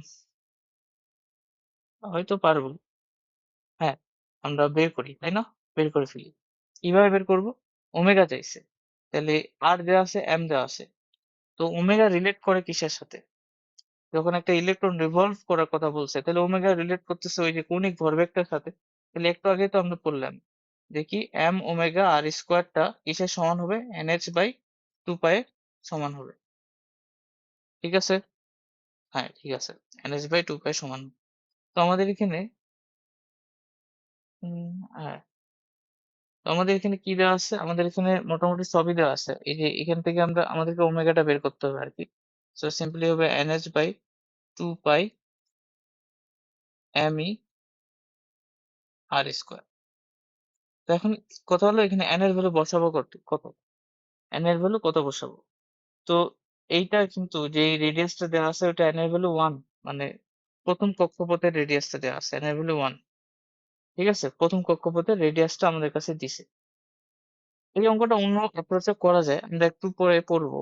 তো আমরা যেহেতু এই সূত্রটা দেখলাম এই জন্য এই অঙ্কটা আসলে দিছিলাম। আমরা অন্যভাবে করতে পারি, আমরা একটু পরে অন্যভাবে এই অঙ্কটা করার চেষ্টা করবো। আমরা যত যা বুঝাইলাম সেটা দিয়ে করি। তো n এর ভ্যালু এখানে 1 বসাবা, h এর ভ্যালু বসাবা, নিচে সবগুলো ভ্যালু তুমি জানো, সিম্পলি ওমেগাটা বের হয়ে যাবে, এত রেডিয়ান পার সেকেন্ড। বুঝছো কি আমার কথাটা? এখানে n এর ভ্যালুটা জানি না, তবে আমাদের রেডিয়াস যেহেতু দিছে এখান থেকে n এর ভ্যালুটা বোঝা যাচ্ছে যে n এর ভ্যালু 1 হবে। কিভাবে বুঝলাম? আমার কি মুখস্থ আছে যে n এর ভ্যালু প্রথম কক্ষপথে ইলেকট্রনের, সরি, হ্যাঁ, ইলেকট্রনের রেডিয়াসের ভ্যালু হয়, কক্ষপথের রেডিয়াসের ভ্যালু হয় এটা। তো এখন তুমি তো জানো না কিভাবে বের করবা, তো সেটা বের করা যায় আমরা। হ্যাঁ, হাইড্রোজেন পরমাণুর ক্ষেত্রে এটা হয়। যাই হোক, আমি অন্যভাবেও করতে পারি এই অঙ্কটা, আমরা একটু পরে অন্যভাবে করার চেষ্টা করবো, আবার যাতে এইভাবে করতে পারি। ঠিক আছে, তাহলে আমরা একটু আগাই নাকি সামনে?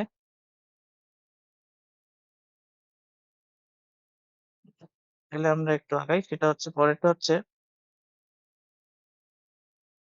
পরের যে স্বীকার্যটা আছে, পরের স্বীকার্য শক্তির শোষণ ও বিকিরণ সংক্রান্ত।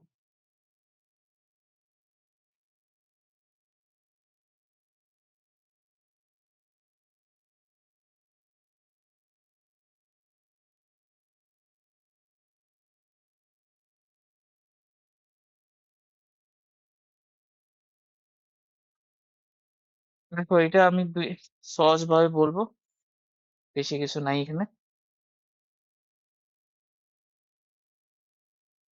আচ্ছা, একটু ইয়া করে বলতে হবে, পরবর্তীতে আবার প্রবলেম হতে পারে।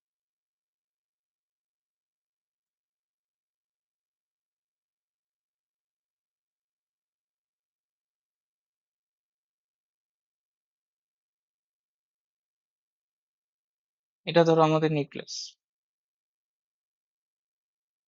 এখানে একটা ইলেকট্রন আছে, আর এইখানে, ধরো এখানে এখানে ইলেকট্রনটা ধরি, আর এইটা হচ্ছে আমাদের E1 শক্তি স্তর। এই শক্তি স্তরের শক্তির ভ্যালু E1, এই শক্তি স্তরের শক্তির ভ্যালু E2।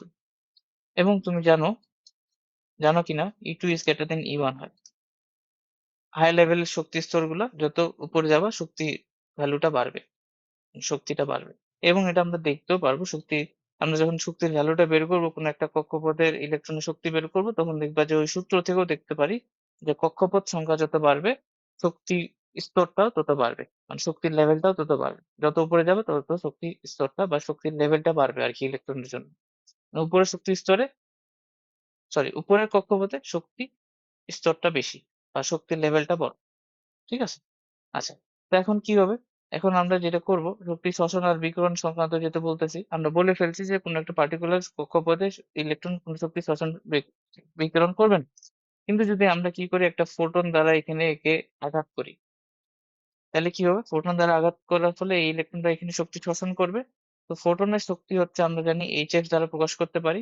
তাহলে এই ফোটনের শক্তিটা এইচএফটা হবে সিম্পলি, কিসের সমান? যে ধরো এই ফোটনের শক্তি শোষণ করার পর সে এই কক্ষপথে চলে গেছে, জাম্প করছে আর কি। ঠিক আছে, জাম্প জাম্প করে এখানে চলে আসছে। তার মানে এই শক্তিটা আসলে কিসের সমান হবে? এই যে এই দুইটা যে পার্থক্যটা ছিল, এই দুইটা শক্তি স্তরের যে পার্থক্য ডেল ই, সেটা সমান। তাহলে ডেল ই এর সমান, কারণ প্রথম থেকে ধরে নিচের শক্তি স্তর থেকে উপরের শক্তি স্তরে চলে গেছে। তাহলে এই এইচএফ টা হবে সিম্পলি ডেল ই, এবং ডেল ইটা তাহলে কি হবে? E2 minus E1। ঠিক আছে, বা তুমি বলো যে ফাইনাল মাইনাস ইনিশিয়াল। যাই হোক, আমরা এখানে ভ্যালু নিয়ে কাজ করবো আর কি, বড়টা থেকে ছোটটা বিয়োগ করবা, ব্যাস এটাই, এটা করলে হবে। তাহলে এইটাই আর কি আমাদের সূত্র, এটা দিয়ে কিন্তু অঙ্ক আসবে। আমাদের কি বের করতে বলবে? আমাদেরকে নিম্নের শক্তি স্তরের ভ্যালুটা দিয়ে দিবে, উপরের শক্তি স্তরের ভ্যালুটা দিয়ে দিবে, বলবো যে কত কম্পাঙ্কের আলো ফেললে এই নিম্ন থেকে উপরে যাবে, নিচে থেকে উপরে যাবে। সিম্পলি সূত্র হবে এইচ এস ইকুয়াল টু ডেলি। ডেলিটা কি করবা, বড়টা থেকে ছোটটা বিয়োগ করবা। ঠিক আছে, বুঝতে পারছো? তো তাহলে এফটা বের হয়ে যাবে। আচ্ছা, এরপরে এরপরে হচ্ছে এটা তাহলে কি হলো যে কিভাবে বলবো, এফ কম্পাঙ্কের ফোটন দ্বারা শক্তি দেওয়া হলে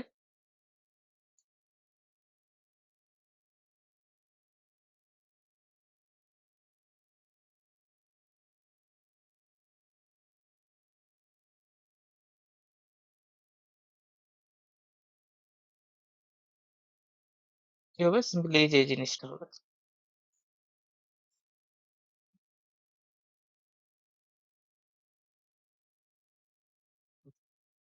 এটা আবার এইভাবে করা যায় কিন্তু, এস সি ভাগ ল্যামডা করা যায় না? তাহলে তুমি ওই ফোটনটার তরঙ্গ দৈর্ঘ্যটা বের করতে পারো, মানে যে ফোটনটা হিট করছে এটা তুমি তরঙ্গ দৈর্ঘ্য ল্যামডা সবই বের করতে পারবো। আর উল্টাটা কি, এটা আমরা কি করলাম, শক্তি আহ মানে শক্তি শোষণ হইলে কি হবে, এখন শক্তি বিকিরণ হলে কি হবে সেটা আমরা দেখি। এটা শক্তি শোষণে গেল, শক্তি বিকিরণ হলে কি হবে, এটা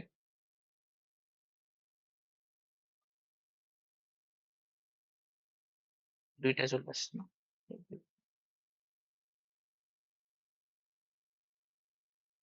শক্তি বিকিরণ হলে কি হবে, শক্তি বিকিরণ হলে যেটা হবে যে উল্টাটা হবে, তাই না? শক্তি এবার বিকিরণ যেহেতু হচ্ছে, তাহলে এখানে উল্টা হবে। এখানে যেটা হবে যে তোমার ইলেকট্রনটা প্রথমে এইখানে থাকবে, এগুলো মিশাই দিই।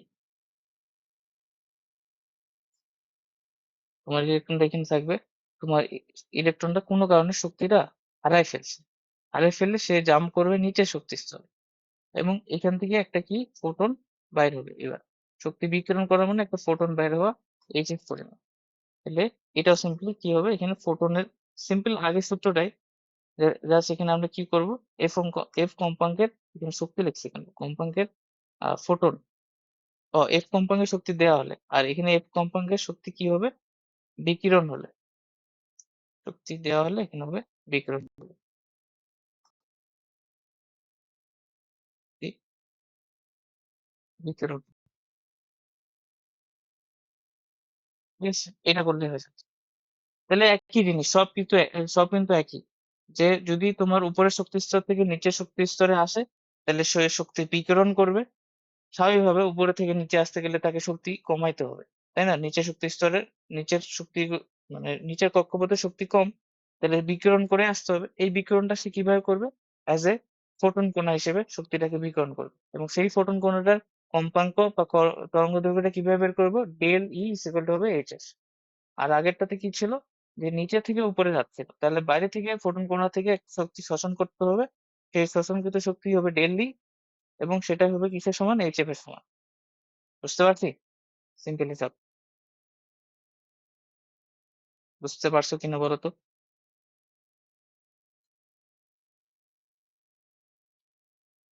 আচ্ছা, এরপরে আমরা আরেকটু পড়াশোনা করি। পড়াশোনা হচ্ছে কি নিয়ে, আমরা পড়বো হচ্ছে কক্ষপথের ব্যাসার্ধ নিয়ে।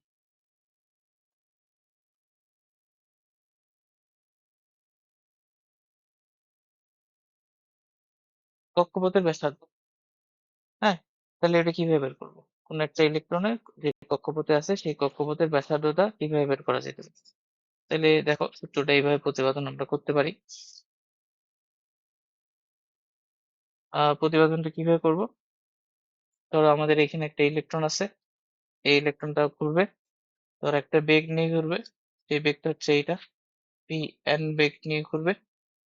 হ্যাঁ, আহ এটা হচ্ছে আমাদের ইলেকট্রন, আর এর যে ইয়াটা, এটা হচ্ছে এর কক্ষপথের ব্যাসার্ধ, এটাই আমরা বের করতে চাচ্ছি। আর আচ্ছা, তাহলে দেখো ইলেকট্রনের যেহেতু ঘুরতেছে, তাহলে ইলেকট্রনটার এই দিক বরাবর একটা কি কেন্দ্রমুখী বল আছে, এফসি, তাই না? এফসি আছে, এদিক বরাবর একটা কেন্দ্রমুখী বল আছে, ধরো এই ইলেকট্রনটার ভর হচ্ছে m। আচ্ছা, তো আমরা এখানে কি করব, আমরা একটা সূত্র খাটাবো। ইলেকট্রন যেহেতু ঘুরতেছে, এটি ষষ্ঠ চ্যাপ্টারে পড়ছো, যে মানে ফার্স্ট পেপারে মহাকর্ষ চ্যাপ্টারে, সে যেহেতু ঘুরতেছে, নিউক্লিয়াসকে কেন্দ্র করে ঘুরতেছে, তাহলে তার একটা কেন্দ্রমুখী বল থাকবে। এই কেন্দ্রমুখী বলের যোগানটা দিবে কে, বলতে পারবা? এই কেন্দ্রমুখী বলের যোগানটা দিবে কে?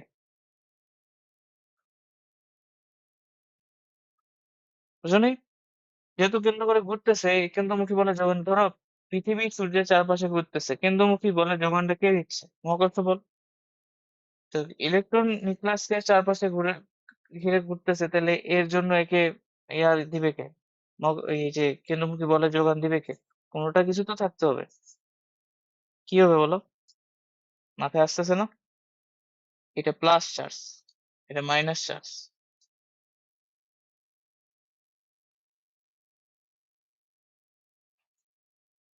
স্থির বৈদ্যুতিক আকর্ষণ বল বা ইলেকট্রোস্ট্যাটিক ফোর্স, তাই না?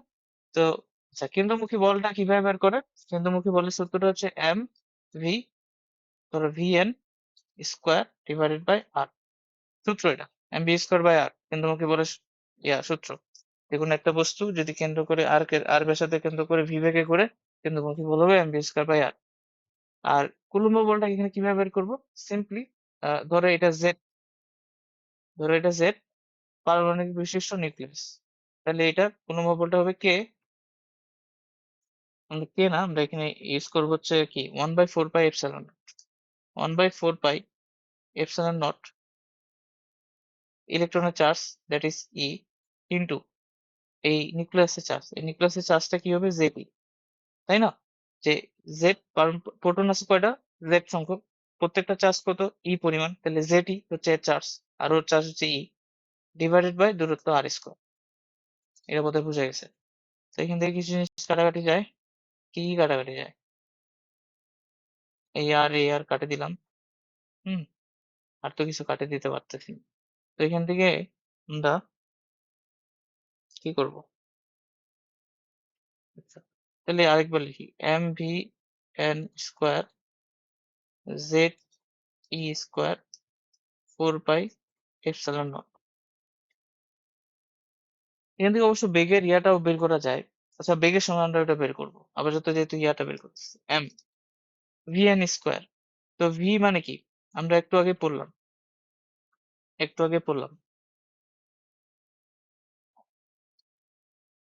এখানে দেখি,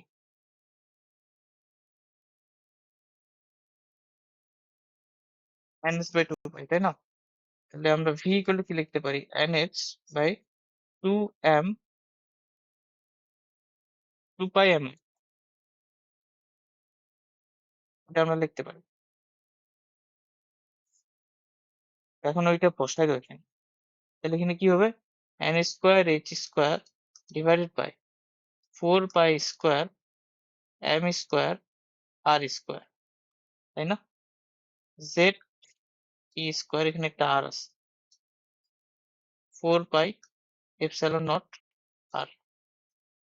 তাহলে এখান থেকে আমরা যদি সবকিছু হিসাব নিসাব করি, ধরো কাটাকাটি করি, 4 4 কাটা যায়, পাই এখানে একটা কাটা যায়, ধরো কাটাকাটি গুলো করো, তাহলে আর ইকুয়াল টু তুমি যেটা পাবা, আর ইকুয়াল টু আলটিমেটলি তুমি পাবা এপসাইলন, ঠিক আছে? মানে এই আর, মানে এখান থেকে কাটাকাটি করে, মানে আমি সূত্রটা লিখে দিই, epsilon naught H square pi M E square set into N square. এই সূত্রটা তুমি পাচ্ছ। এখন তোমাকে কি করা লাগবে? এই সূত্রটা মুখস্থ করা, ঠিক আছে? না না, এই সূত্রটা মুখস্থ করা লাগবে না, আমরা এটাকে আরো ছোট করে নিতে পারবো। যাই হোক, আমাদের এইটা আসলো রেজাল্ট, আমরা এটাকে নিয়ে কাজ করবো এখন।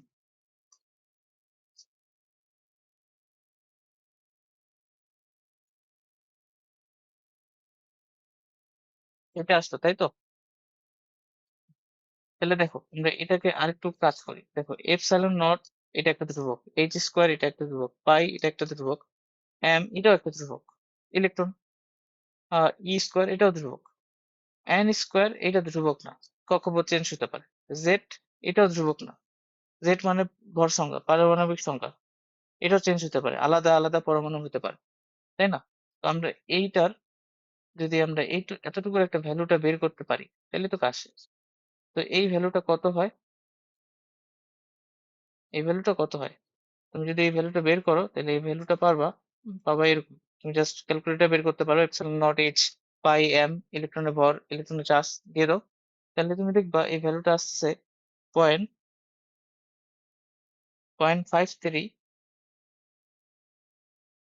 আচ্ছা, আমরা আগে এই ভ্যালুটা লিখে দিই।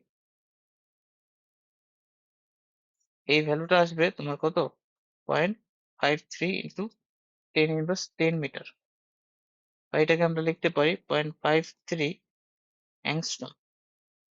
এখন তাহলে ওইটাই আমরা সূত্রটা তাহলে কি আসতেছে, 0.53 angstrom into N square by set. তাহলে তোমাকে এইটা মনে রাখতে হবে, তোমাকে এটা মনে রাখতে হবে।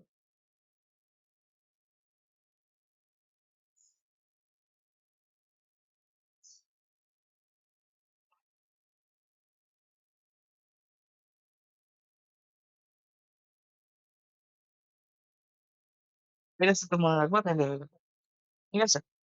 এটা শুধু মনে রাখবা। এখন তুমি যদি চিন্তা করো, তুমি কি কি চিন্তা করো, তুমি যদি ইয়ার কথা চিন্তা করো, হাইড্রোজেনের কথা চিন্তা করো, হাইড্রোজেনের কি হয়, হাইড্রোজেনের Z1, পারমাণবিক সংখ্যা 1। আর যদি প্রথম কক্ষপথের কথা চিন্তা করো N1, বা তুমি যদি হাইড্রোজেনের কথা চিন্তা করো তাহলে হাইড্রোজেনের ক্ষেত্রে সূত্রটা দ্বারা এরকম করে, আর এন স্কোয়ার ইন্টু 0.53 অ্যাংস্ট্রম। আর যদি এন এর ভ্যালু 1 বসায় দাও হাইড্রোজেনের ক্ষেত্রে, তাহলে সিম্পলি আর এর ভ্যালু কত হয়, R1 কত হয়, 0.53 অ্যাংস্ট্রম, এটা দ্বারা, তাই না? তো এটা মনে রাখিও, কাজে দিবে আর। তো এখন এইটাই হচ্ছে ব্যাপার। আমরা যদি এখন এটা গ্রাফ প্লট করি,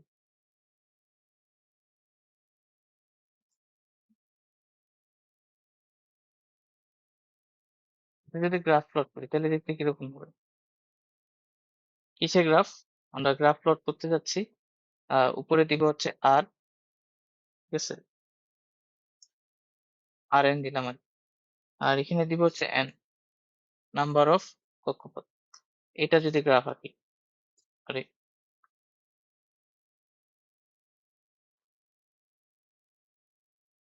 এটা গ্রাফটা কিরকম হবে দেখো, গ্রাফটা সিম্পলি এটাই হবে না। আর যদি তুমি ওয়াই ধরো, আর এনটা যদি তুমি এক্স ধরো, কারণ এটা তুমি নিচে বসাইছো, এক্স অ্যাক্সিসে বসাইছো, তাহলে আমাদের গ্রাফটা আসবে এক্স স্কোয়ার টাইপের, Y equal to X square টাইপের। এবং এটা কি প্যারাবোলিক না, প্যারাবোলা, প্যারাবোলা টাইপের। তাহলে তুমি দেখবে গ্রাফটা এরকম আসবে, ওয়াই এক্সিসের সমান্তরাল, ওয়াই এক্সিসের সমান্তরাল একটা আহ পরাবৃত্ত, তাহলে সেটা হবে দেখতে এরকম,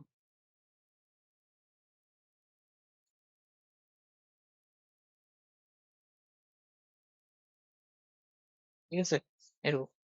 তাহলে ধরো এটা প্রথম কক্ষপথ, এটা দ্বিতীয় কক্ষপথ, এটা তৃতীয় কক্ষপথ। একটা জিনিস খেয়াল করছো, যে যত কক্ষপথ এন নাম্বার অফ এন বাড়তেছে, কক্ষপথের সংখ্যা বাড়তেছে, তোমার আর এনটা বা ব্যাসার্ধটা বাড়তেছে, এবং সেটা স্কোয়ার আকারে, তাই না? স্কোয়ার আকারে কেন? উম স্বাভাবিকভাবে কক্ষপথের সংখ্যা যত বড় কক্ষপথ হবে তাহলে তোমার, সরি, কক্ষপথ যত বড় হবে তোমার হচ্ছে ওইটা রেডিয়াসটা বাড়ে যাবে, এটাই তো হওয়া উচিত ছিল, তাই না? এটা একটা কথা।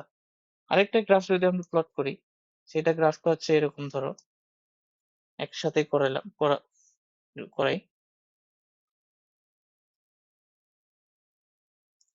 আমরা আর এন রাখবো এদিকে, আর এদিকে রাখবো জেড, ঠিক আছে, জেড। ধরো এন এর ভ্যালু আমরা ফিক্সড রাখছি, তৃতীয় কক্ষপথ বা চতুর্থ কক্ষপথ এন ফিক্সড। এন যদি ফিক্স হয় তাহলে জিনিসটা এরকম হয়ে যাচ্ছে না, যে আর ইন্টু জেড, এটা হয়ে যাবে সি, ধ্রুবক। তাহলে আরটা হচ্ছে ওয়াই, আর এটা কি, জেডটা হচ্ছে আমাদের এক্স, এটা হয়ে যাচ্ছে ধ্রুবক। তাহলে ওয়াই এক্স, তো ওয়াই এক্স হলে গ্রাফটা কিরকম হবে দেখতে বলো তো?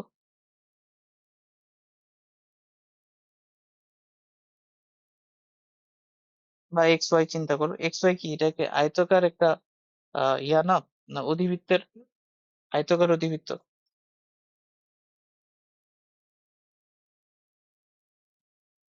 আয়তাকার অধিবৃত্ত এক্স ওয়াই এর graph X Y equal to C এবং সেই গ্রাফটা দেখতে দেখবে এরকম হবে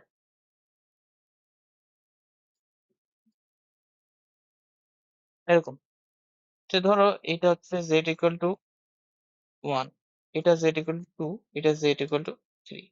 এখানে একটা জিনিস খেয়াল করে দেখো যে যত জেড এর সংখ্যা বাড়তেছে যত জেড এর সংখ্যা বাড়তেছে তোমার ব্যাসার্ধটা কমে যাচ্ছে, তাই না? এখন কেন হচ্ছে? পারমাণবিক সংখ্যা যত বাড়বে জেড এর সংখ্যা তত মানে জেড যত বাড়বে তোমার কক্ষপথ, ধরো 4 নম্বর কক্ষপথের কথা চিন্তা করো। 4 নম্বর কক্ষপথটা ফিক্সড আছে। পারমাণবিক সংখ্যা যত বাড়াচ্ছি কক্ষপথের ব্যাসার্ধটা তত কমে আসতেছে। এটাই হওয়ার ছিল না? এটাই তো ওই যে পর্যাবৃত্ত ধর্ম, যে পারমাণবিক সংখ্যা যত বাড়াবো তত কি হবে? পারমাণবিক সংখ্যা বাড়া অর্থ কি? নিউক্লিয়াসে অধিক সংখ্যক প্রোটন বাড়া, ফলে আকর্ষণটা কি হবে? ইলেকট্রন গুলোর আর নিউক্লিয়াসের প্রোটন গুলোর আকর্ষণ বেড়ে যাবে, ফলে কক্ষপথ গুলো কি হবে? সিঙ্ক করবে না, কাছাকাছি চলে আসবে। এটাই তো পর্যাবৃত্ত ধর্ম ছিল, যে পারমাণবিক সংখ্যা বৃদ্ধি পেলে ইলেকট্রনের আকারটা ছোট হয়, সরি পরমাণুর আকারটা ছোট হয়, এটাই। তাহলে দেখো এইটাই হচ্ছে কথাবার্তা। So R equal to N square by Z 0.53 angstrom, এটা এখন তোমাদের সূত্রটা মনে রাখতে হবে। তো আরো কিছু পড়ানোর ইচ্ছা ছিল, আজকে আমি এখান থেকে ব্রেক দিচ্ছি, বুঝছো? আজকে এখানে যে থাকবে, আমরা নেক্সট ডেট থেকে ইনশাল্লাহ আরো দুইটা বেগ আর শক্তি ইলেকট্রনের, এই দুটো টপিক শেষ করব। আর কম্পাঙ্ক এই টপিকটা শেষ করব, মানে টাইপ 1 টাইপ 2 আমরা শেষ করার চেষ্টা করব। এরপরের দিন থেকে আমরা তেজস্ক্রিয়তা ধরবো, বুঝছো? আজকে তাহলে এখান থেকে, মানে আমরা আজকে হয়তো কম পড়লাম, মানে আমরা আর কি ইলেকট্রনের ব্যাসার্ধ পড়ছি, বেগটা বের করিনি, কণিক ভরবেগটা বের করছি, শক্তিটা বাকি আছে। টাইপ 1 টাইপ 2 শেষ হবে নেক্সট ডেটে, তারপর আমরা তেজস্ক্রিয়তা ধরতে পারবো। তো আজকে এখান থেকে ঠিক আছে।